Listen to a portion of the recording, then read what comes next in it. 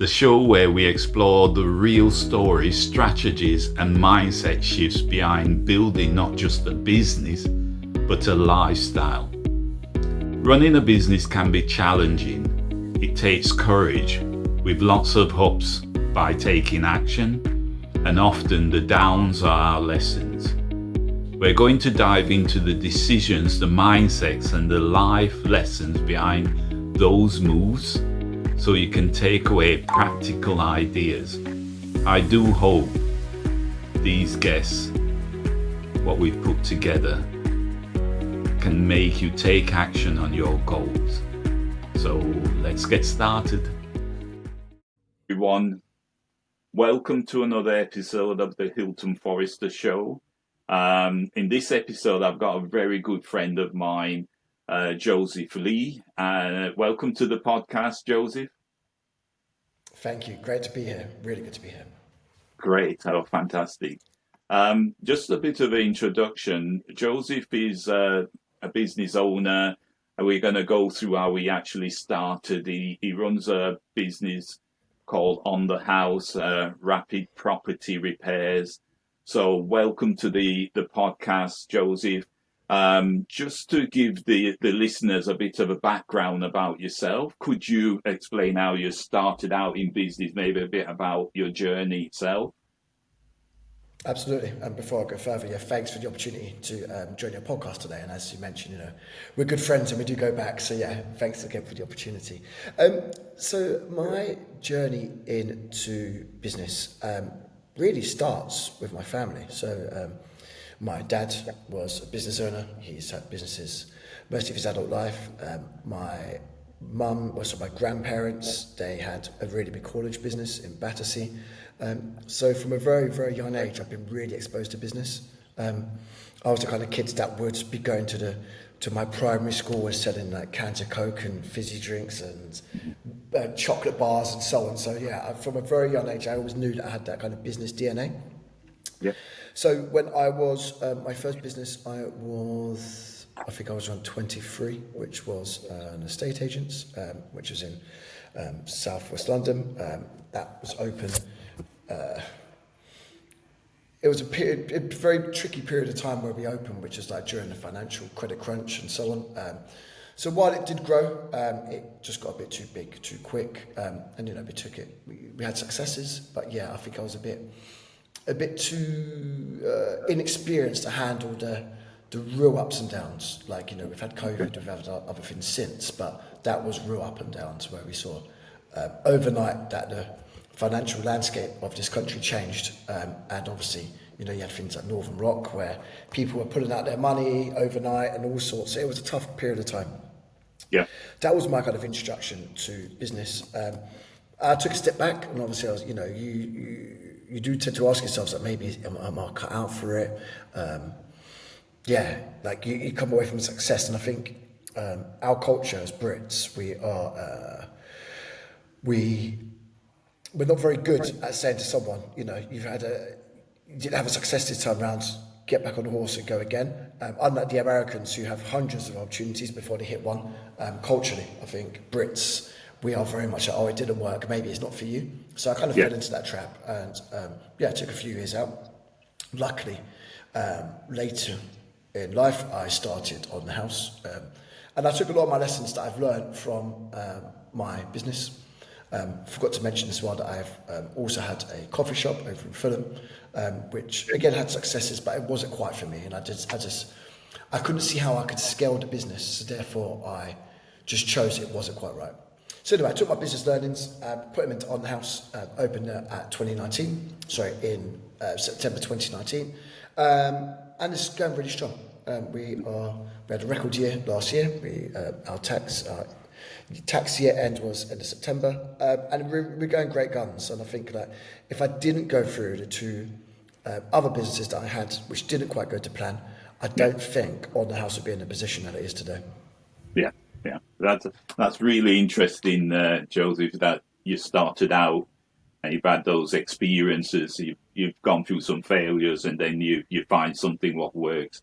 What is it like running that day to day in terms of the maybe the challenges or what you come across in running that business? Because I know you started out, maybe if you explain what you actually do as well. Yeah, of course. So let's start with the business when it was in its infancy. So when we opened in 2019, it was myself and my co-founder, George, who's my brother, and we've done everything. We've done literally everything. And it was partly purposely that we've done it in such a way, and partly because we wanted to see if the business had legs, wanted to see if it had merit. So we done literally a lot. We done our own account managing, we've done our own sales, we've done our own marketing, we've done elements of social media. We've done a whole lot, and it's just me and him. So at one point, we was wearing multiple hats at any given moment. And I think anyone that goes into business, you really need to understand all the functions that your business provides. Yeah. We were really happy, and maybe we were forced into that position in the early stage. We were very bootstrapped as a company, started with very little funding, so it wasn't like we could go out to the market and hire 6 people overnight. We just didn't have that luxury. But it was a blessing because we really had to learn the business from the bottom up. And then what happened is, as the business grew a bit more, we was able to make our first hire, our second hire, our fourth hire, our 8th hire, and the business has grown from there. But it's really grown at like a slow increments. But that was a good way of doing it because now we've got a really good foundation, and it just allows you not to have bloat. Because the other way of doing it is you start a business with £1 million in the bank, and then overnight you just hire people straight away. You don't really know what you're hiring for. You don't really understand the functions because you haven't worked in the functions yourself. So it was a really good way that we done it. Coming back to your question about what we do now, it's a bit more of like a managing director, almost like chairman role now. The business has got to a point where we have a big team. So we have a big contractor team. We have a big office-based team. We have a managerial team as well. So from our perspective, obviously, it's just for us to make sure that the cogs are turning, everything's happening okay. I'm on the ground. Even kind of what I was mentioning about earlier, about knowing every part of the business, I would still go out on occasion and I would still do the occasional quote, just to kind of keep my finger on the pulse to really understand the customer journey. Making sure that we're doing things right, making sure that we are offering that service. And it's very easy to sometimes lose sight of what you do and what got you to where you got to. And that's where, for me, it's really important that I kind of wouldn't say stay on the tools, but just to make sure I'm really I'm visible to colleagues and our clients alike. Yes.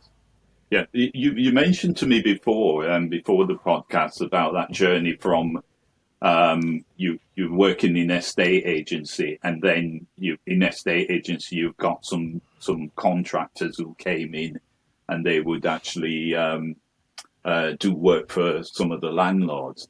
That journey itself, why did you start your business? What made you do that? Yeah, it was a real definitive moment where, so as you mentioned, before I started on the house, I went back to a estate agency. So I managed a successful chain. Well, not the chain itself, but I managed a branch within a successful chain of estate agents over in Fulham. And what I would see a lot of the time, I would be sitting there, contractors would come in, throw down a works order, say to me, keys, no please, no thank you. And just the general service was just so bad from contractors. I would get the quote back, and let's say £420. 3 days time, I'd phone up and say, okay, let's go ahead with that quote. They say, oh no, sorry, the quote's changed. I made a mistake. Or something just ridiculous. I would then set up viewings or set up appointments with tenants, and they said, I'll be there between 9 and 11. Come 3 o'clock, they're still not there, and I'm having to chase. But I always kind of felt like it was just accepted, that people just got on with it. It's builders. What do you expect? They always do this. And I had a penny drop moment where I thought, it doesn't have to be this way. Just because we all kind of accept that contractors, builders have a particular way of doing things, it doesn't mean it's the right way of doing things. So myself and my co-founders, we went about asking the question, what about if we set up a company that you said A, you do A. So you're going to be there between 9 and 11, you're there between 9 and 11. What about if we set up a business where when we had interactions with estate agents, property managers, clients, we said please and thank you. We remembered our manners. We were courteous, we were respectful. What about if on the rare occasion we do make a mistake and things happen, material prices change, And we did quote £420 and the price did change. What about if we just absorb the cost? Because that's not on our client, that's on us. So that's what we've done. And we went to doing it very differently. And like a lot of the time with contractors, there are some very good contractors out there, but there's some very ones that want to try and cut corners, that won't take responsibility. That's not what we do. We've always set this business up to say, look, on the occasion, I dare say if we went into a property and broke a vase, we'll be the one that says, Mr. and Mrs. Tenant, we just broke the vase. What do we need to do to replace this? And hold our hands up and just do things with a level of integrity and honesty. Because ultimately, if my company went into my mum's property, for example, I'd want them to treat my mum exactly how people should be treated. And that is with courtesy, with respect. And if you're going to say A, you do A, and just get on with the task at hand. So it's really important to us. And that's the foundation of our business. Yes. Yeah. That's so interesting about the contractors themselves and what you expect from them. And I mean, I've had experience as a contractor myself, and working with, when you're amongst the clients itself, and then you've got the contractors behind you who are in your team.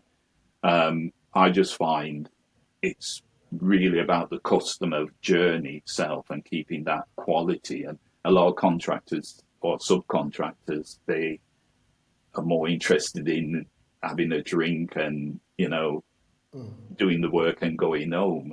And what do you think is the difference? What you're doing now, what makes a difference in that realm?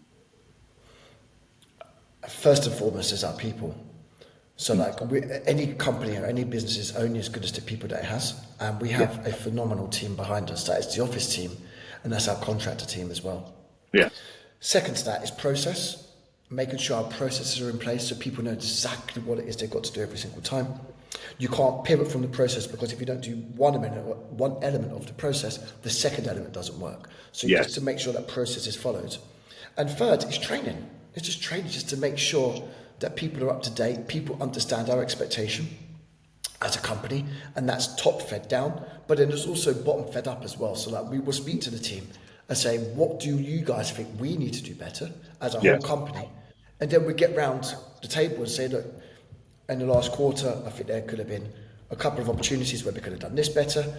I noticed a particular contractor forgot his uniform or her uniform a couple of times. And these are it's the small nuances like this that you've got two things that you can do here. You have a nip them in the bud and make sure that's not done again. Or if you don't do that, then another standard drops, then something else happens. Then before you know it, people don't turn up on time, people don't give a call an hour before they should be at the property, and so on. That's when the standards drop. So that's where you've got to pick up every standard very, very quickly. And that's exactly what we do in our business. Yeah, perfect. And tell me about costing, because that's one of the things which in my experience, is that you price a job and it's a certain amount. And if it's not accurate, or if there's not costing correct on that, you can't train your people, you can't do things in the office correctly, you've got your overheads. How do you manage that, Joseph? So I look at this. So I believe you've got three tenets that make this really work. You've got price, speed, and service, but you can only do two. So if you want to give a good service and you want to give it a price point, you can't do things quickly. If you want to give a good service and you want to do things quickly, you can't be cheap. Yes. So we took the opinion that we want to give a better service. We want to do things quick. When I mean quick, I mean if you was to phone us now and say you've got a leak coming through your ceiling, I could have someone there in 2 hours. That's what I mean by quick. Not to say necessarily when we get to the property, we're going to do things quickly. It doesn't always work that way. Yes. But we can prove we have an element of speed to us, but we're not cheap. Yes. So that's a way of looking at this. And again, when we set up the business, we was we don't want to compete with the one-man bands. We don't want to compete with Dave down the pub, because we can't. We just can't. That particular person, and I'm generalising here, a one-man band is just them, their van, their insurances, and that's it. From day dot, we've always had overheads, and always had costs that a one-man band wouldn't have. So therefore, we find it really hard to compete. And what we didn't want to do is to squeeze our margins to such an extent where it's barely worth opening the shop, so to speak. Yes. So what we looked at is making sure we're giving a good quality service, making sure we're timely, we do things in an efficient manner, and making sure we're at the other end of the phone. So someone says, look, we have got a plumbing leak and someone needs to attend today, we can do that.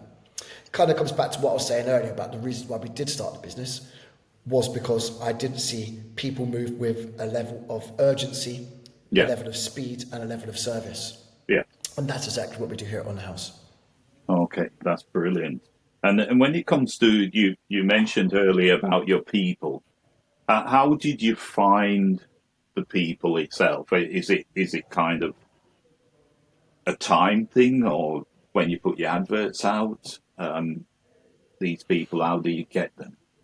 Good people. Yeah, good question. In the early days, it's very much putting adverts out, speaking to people on social media. I would trawl through LinkedIn and I would look for people. In the very, very early days, when we first set up the business, when we was trying to see if we had product market fit and proof of concept, I would leave my estate agency job at 6 o'clock in the evening. I would, on the way home, I would stop at a McDonald's. Now, the reason why I picked a McDonald's in particular, it was big, bright, there's things going on, and at 7 o'clock at night, I needed that kind of, like, that element of energy. Not to say I ate the food necessarily, but I sat there, and I worked there till 11 o'clock at night. But what I was doing in that time, I was going through the gas safe register, the EICR register, I was going through everything, and asking people, hey, look, we've got this company called On the House, would you be interested in working with us? And in the early days, what we done, to make sure we had proof of concept, we were just doing a lot of subcontracting work. So we'd get a subcontractor that would work under our banner. Yes. And that's the way it would work with us. It was a bit trial and error in the early days. Of course it would be, you know, there's a new company. But as time's gone on, what we're finding now is that we've got our in-house people, and then they might hear about another contractor online or one of their mates or whatever the case that says, look, you know, I'd love to get a full-time job. And now what we're finding, we're getting a lot of referrals. Yes. That happens when you've been in business for a number of years. I am, amongst kind of property circles, I'm fairly well known. So people know that what my business does and so on. I still get a lot of personal referrals. People say, look, I know you guys have got this business, but are you after a plumber at the moment? Yes. So what we find out is a lot of referrals. We're still doing the standard stuff like, you know, advertising online, using the recruitment portals as well. But we're really, really diligent on who we take on. And for us, it really makes or breaks our business, making sure the quality of contractor that comes on board is the right contractor. We look at different elements to make sure we get the right person on board. And if it means it costs us more, then so be it, because we won't compromise. We just won't compromise on quality of workmanship and quality of the individual as well. We just won't compromise. Okay. Yeah, beautiful. And who's your client? Who's your ideal client, Joseph? So our client avatar is typically estate agents, property managers, multi-landlords. So not necessarily, you know, mum and dad who own one property and they've got one buy to let. I'm talking like landlords have 10 plus properties. Yeah. That is our main avatar of customer. So we're typically more in the B2B space. In the last 18 months or 2 years, organically, it's just worked out that we're starting to take on a lot of like what I call end user, homeowners, work, which probably makes up say 20% of our business now, compared to B2B, which is 80%. So it's a nice blend of both. So like we're not so reliant on the B2B stuff anymore because we've got the B2C work coming in.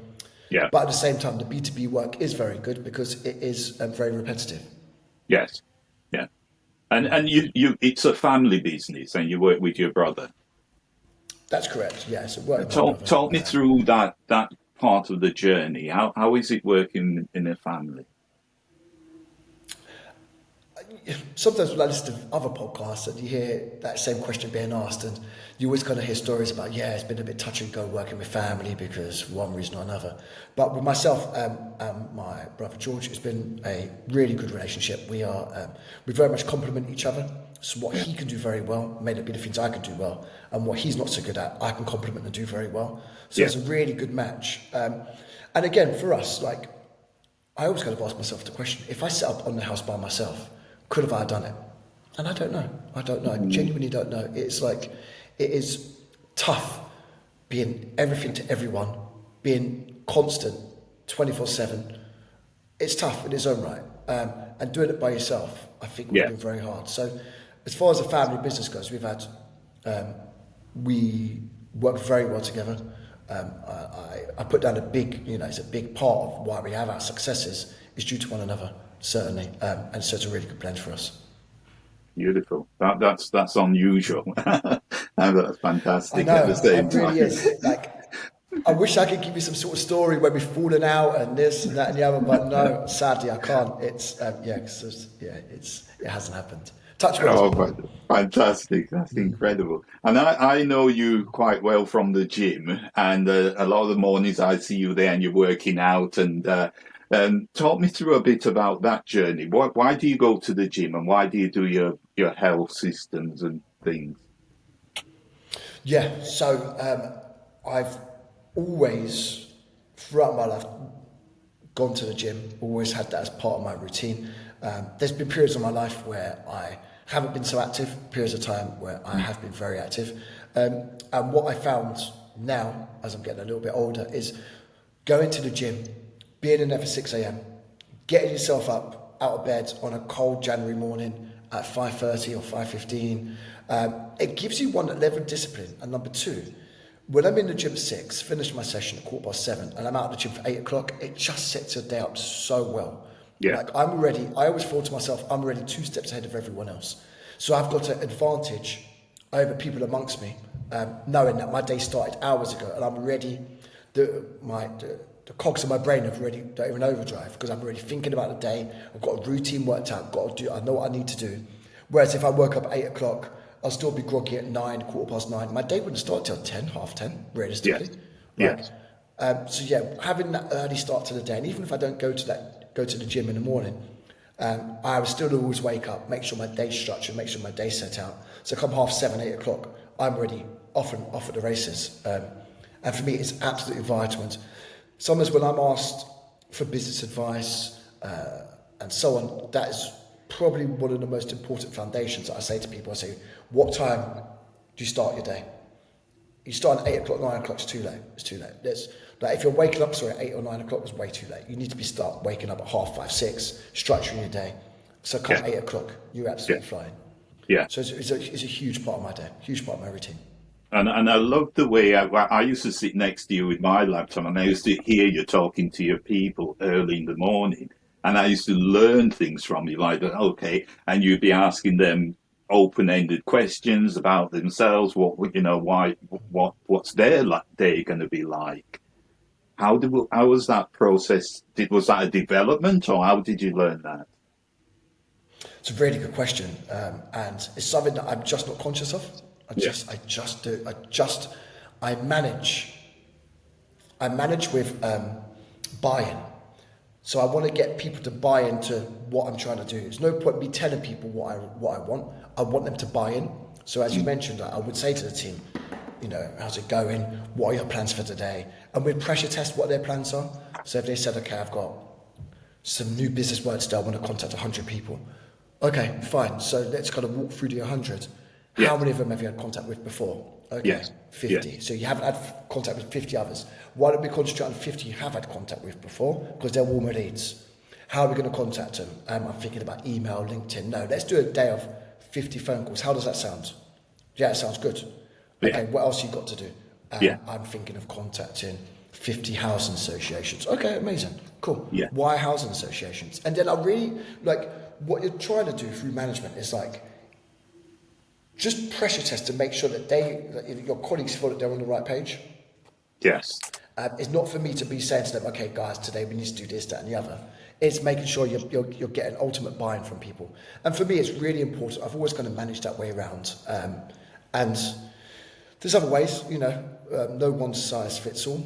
People manage very differently, but I've always found that really works. And for us as well, as a business, we always want to make sure that we're treating people as adults. Like, people come to work, people know what needs to be done. Sometimes people need hand-holding, but ultimately people know what they're here to do. And we just allow people to have that autonomy and that freedom just to get on with the work they need to do. And if you ever find a business that you give that autonomy and freedom and people still can't do the work, then sadly you haven't got the right people on board. Beautiful. That's so important. And because like I said, I used to listen to you and I used to think, oh, great, that's a great way to put it. And you're kind of nurturing them along, and you're not telling them what to do. It's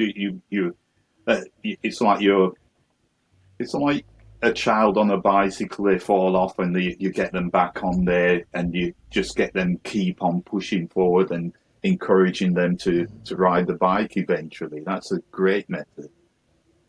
Yeah. Yeah, you're right. It's almost a bit like a fathering role, like as a dad talking to their young ones to say, look, what can we do better next time round? You fell off your bike. What if it happened? And they might say, yeah, Dad, I fell to one side. I say, okay, well, next time round, you might think about steering slightly different. Yeah. Yeah, it's a very good way you put it, I must say. Yeah. Perfect. Brilliant. And what's it like in your day to day from morning to evening? I know you've got children, because I think it's just a connection between business life and home life. Walk me through that part of your journey. No one day's the same. I think that's the best way I can put it. There is a foundation where, as we mentioned, the gym comes into it a big part. So I'll be in the gym for 6. On a bad day, 6:30. Excuse me. Typically, I'm at the gym for 8 o'clock. And that could be a combination of going to our office. Our office is based in central London. Or if it's a work from home day for myself, then I typically even stay at the gym and work in the business centre. Or I've got another office near to where I live as well, so I could go there. So I like to be up and running before 9 o'clock. I think it's really important that you kind of set that tone to colleagues, just to say, look, I'm fully available, I'm about if you need me. At that point, it's typically morning meetings. So we kind of run through the plan of action for the day. That sometimes is either whole company meetings, full company meetings, or it could just be of a couple of individuals, or it could just be the management team. All varies. And then from that point on, I've got looking at tasks that I've got to get done for the day. So I've got 2 sets of tasks. It's kind of like my own tasks of other business interests versus on the house tasks, and making sure that the tasks are being done. These tasks are not necessarily my tasks. Some of this could be delegated. Some is following up with colleagues to say, look, that client that we spoke to last night about that quote, did we speak to that quote? Did we speak to that client? How was that quote? What's the situation here? Yeah. Or it could just be kind of like speaking to colleagues as well, just kind of seeing what the day looks like for the day. Yeah. Come around 1 o'clock, that's probably when I would break off for a bit of lunch. Again, sometimes that could be my first meal of the day, which means that ultimately I've fasted. So it's just to kind of go into kind of lifestyle a little bit. So what I would tend to do is start in an ideal world. My first meal will be around midday 1 o'clock, and my final meal will be around 6 o'clock. So I've got a 5-hour eating window, which means 19 hours a day I'm fasting. So it's not a complete fast. That could still be coffee. I still cheat and use milky coffee, but sometimes when I'm really focused, it would just be a black coffee and water. So that would be it. And so I've got the 5-hour eating window between 1 and 6. So I make sure at that point I've got to have some lunch. After it, come back from lunch, is more meetings, making sure that things are getting done. I'm also looking at our dashboard, looking at our KPIs, making sure that everything stays on track. For me, that's a really important part of the business. It's a bit like what I mentioned earlier, where if you don't keep an eye on that and you let standards slip, before you know, you look at your KPIs and say, wow, what the hell happens? Like for the last week, we haven't hit our numbers. So I'm really conscious on that, making sure that we are hitting our KPI number on a daily basis. And our KPI could be many different things. It could be, I typically look at jobs received, so how many job requests we've received in a day. And then the second one I look at is invoices sent out. They're my 2 North Star. There's other metrics that we look at, is jobs completed, actually that jobs booked in. Another one I really like looking at is reviews as well. Now, as a business, I don't mind saying I think we could probably be doing more on our reviews. We do well, but I feel like the reviews, like we're getting to a point now where we're organically getting work because people have been in our Google reviews, our Trustpilot reviews, and saying, wow, like you've got some really good, organic, genuine reviews. And we've all been there before. We've read reviews from other companies. You could just tell some bot somewhere is just bashed out loads of reviews. You can just tell. On our ones, you'll see that they're genuine 100% reviews. So I really quite becoming more stringent, making sure that we're getting our pipeline of reviews coming in every day. Yeah. Towards the end of the day, it's further meetings, making sure that things are being done from the day. So where we set out tasks for the day. At the end of the day, I'm catching up with colleagues, making sure things are being done. In the background, as I mentioned, I've got other business interests, mainly around buy-to-let properties and so on. So they can sometimes throw up various tasks which need to be addressed quite quickly. Yeah. I'm always a belief of something called the power of now. So if something comes to me, I don't know, like I've got to send something off to a solicitor and they've asked me for a certain amount of documents, I would just do it there and then. Mm-hmm. I'm not really one to say, okay, let me think about it, I'll come back to it tomorrow. I'll do it there and then. And I feel like when you're managing multiple businesses and when you have got various business interests, you can't let things get on top of you can't let things pile up, because if you do, then it just becomes a bit of a brain overload. Yes. So it's really important. And I think if, for those listening, if they took away one thing from today, it would be that the power of now. Where just something happens, you deal with it right there and then, get on with it. There's one thing off your plate. It's so important. And I think it's really been one of my life hacks that's helped me to get very, very levels of success in my life. And I look back at what I've done more over the years, the power of now has always been front and centre. Yeah. Beautiful. That's a beautiful thing. There's one question I want to ask as well, but I'll lead into this. I did a talk a couple of days ago at a school, and I did it. It was an open day for the kids, the sixth formers and people in the school itself. And I did it the year before. And the difference between the year before and this year, because there's a lot of parents there with their young boys wanting to go into education, I noticed a lot of people are talking more about AI and that area. How has that affected you, Joseph, the AI systems? It's definitely made us a better business. We are trying to be on the front foot with it. Our whole team uses either Grok, Gemini, or ChatGPT. And when we first got wind that AI was going to be here and it was the future, we quickly pivoted and made sure everyone had access to mainly ChatGPT. Yeah. It's going to be really interesting to see where, not in just life, where in our industry, which is construction and maintenance, where it plays out for us. We have taken a portion of our budget for this year, and that's going directly into AI and look at the different ways we can improve our customer journey through AI. And we've got a couple of good ideas on this, but it can only make our business better. I think it can only make society better. I think it can only make business full stop better. So we're really excited about it, and even we haven't really scratched the surface other than using it on our day-to-day through ChatGPT. But yeah, we're really excited to see where we can go with it. Really excited. Beautiful. And what habits or ritual that keeps you at your best?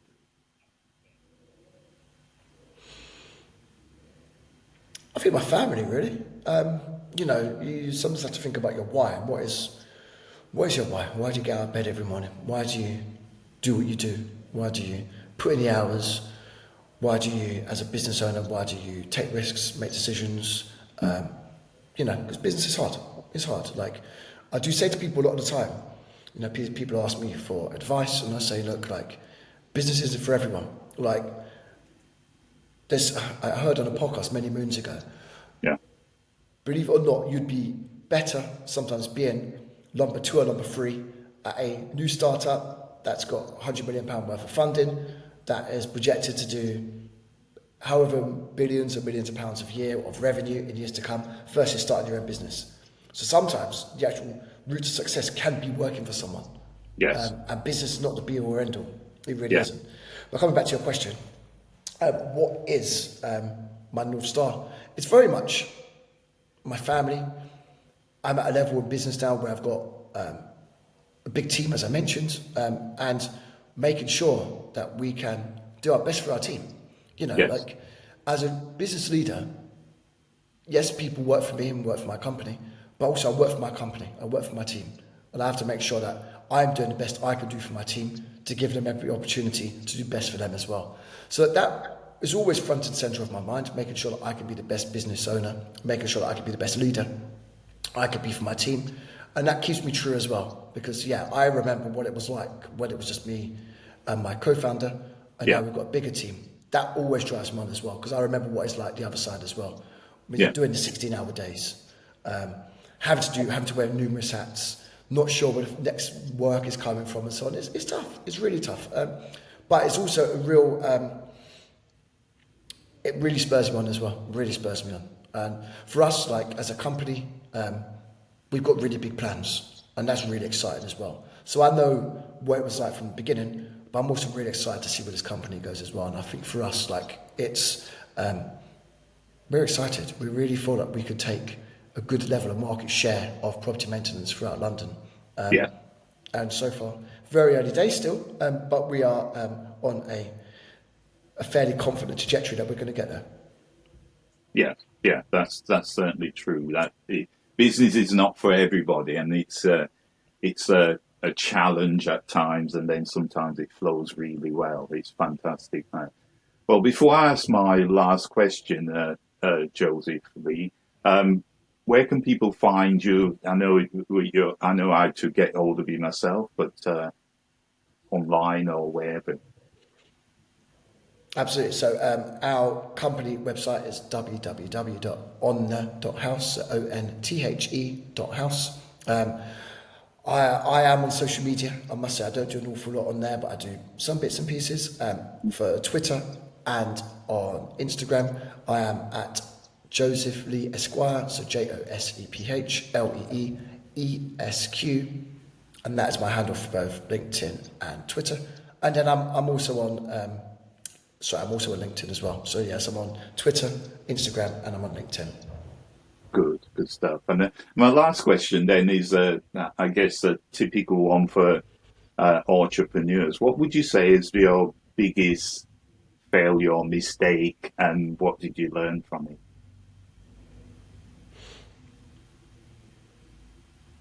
That's a really good question.